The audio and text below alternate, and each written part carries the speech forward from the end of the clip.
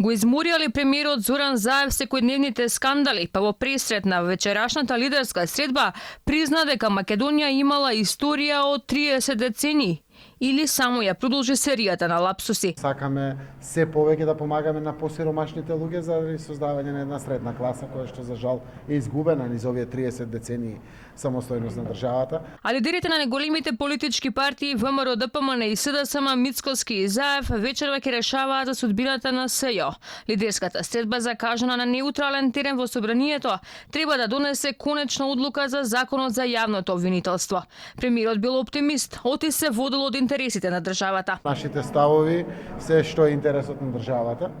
Зборувам во парламентот, зборувам во изјави, мислиме дека е ова навистина неповторливо позитивно време за нашата земја, во време во кое што очекуваме датум за почеток на преговорите, полноправно членство во НАТО, треба да дадеме шанса и на правната држава, и на економијата пред се и над се, и затоа реков до крај на мандат треба да тераме.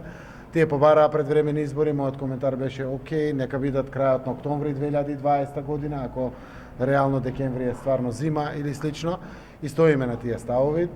Иако Заев утврдила итно соочување со народот, сепак на менито на преговарачката маса вечерва покрај решението за СЈО ќе се најде и барањето на опозицијата за предвремени парламентарни избори. На таа лидерска средба, на тие преговори, јас ќе ја наметнам темата и сакам да разговараме и за предвремени парламентарни избори. Нели блескаме, нели анкетите се добри, нели се е како што треба во државата. Ајде да видиме дали навистина е така или пак можеби ова представува уште еден блеф од страна на господинот Заев и СДСМ, а во насока на зајакнување на меѓупартиските редови кои што според нашите информации во овој момент трпат сериозна штета и се сериозно раслоени. Албанските парламентарни партии пак негодуваат зошто били исклучени од вечерашнава лидерска средба, па контра бараат лидерска ама во присуство на меѓународната заедница, бидејќи никој не можел да зборува во име на албанците.